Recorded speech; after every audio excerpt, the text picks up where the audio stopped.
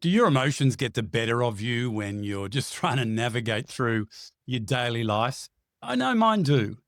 And even as an expert in this field, I have to constantly be aware of what's going on around me and inside me.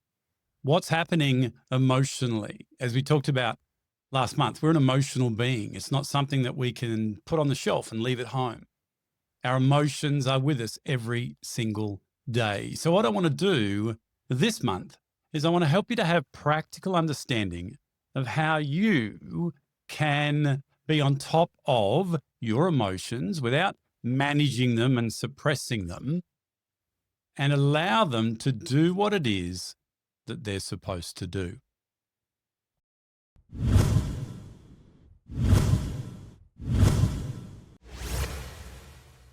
Hi, this is Grant Herbert, professional services leadership expert and sustainable performance coach. And today I want to continue our conversation around emotional intelligence by helping you develop self-awareness. Have you ever wondered why it is that you do things? I know that's what happens with me and many of my clients, the same thing. When you can answer that question, half the job is done. If you're thinking, why do I think that way? Why do I talk that way? Why do I behave that way? And you don't have the answers, that creates uncertainty. And uncertainty is not a place to be if you want to move forward.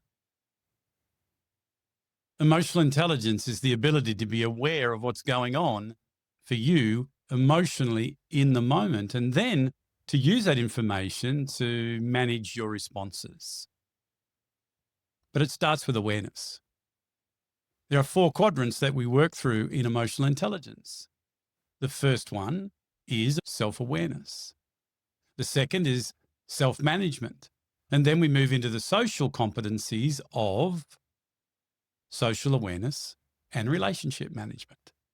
So let's focus on that first quadrant, self-awareness. It's not rocket science. It means awareness of self. However, it's a challenge. Why? Because in our busyness, in our trying to get as much done as we can, in all the noise that's going on, not too many people, without an understanding that I'm about to give you and without prompting, stop in the moment and ask themselves, what am I experiencing right now? What is this sensation? What is it telling me? What am I making that mean? And therefore, giving you the ability to be able to navigate that emotion in a healthy way. So step 1 is to be able to give yourself space in your day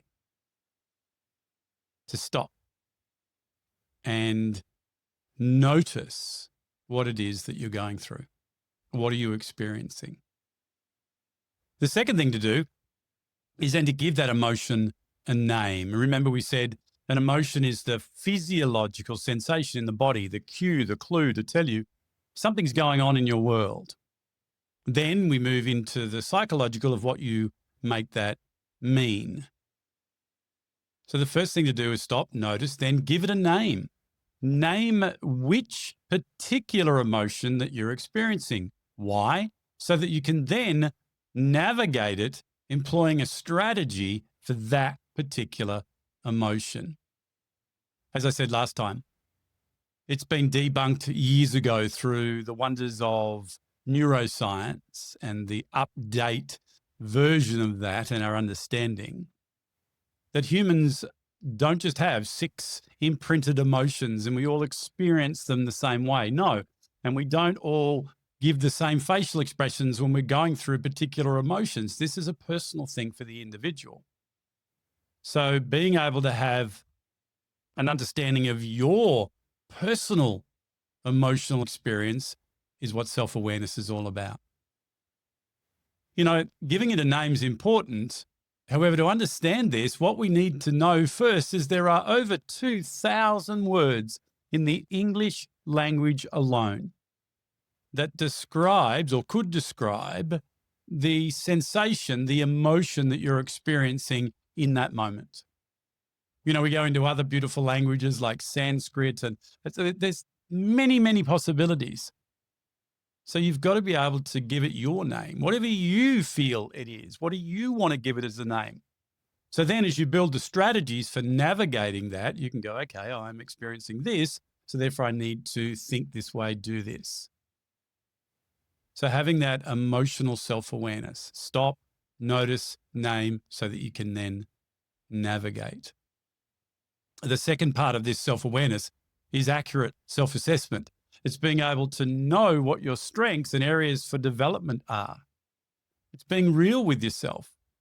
It's being able to isolate those things that you're good at in terms of your emotional intelligence, but then be aware of the things that are holding you back. For me, the biggest area was the third part of the self-awareness quadrant, and that's personal power.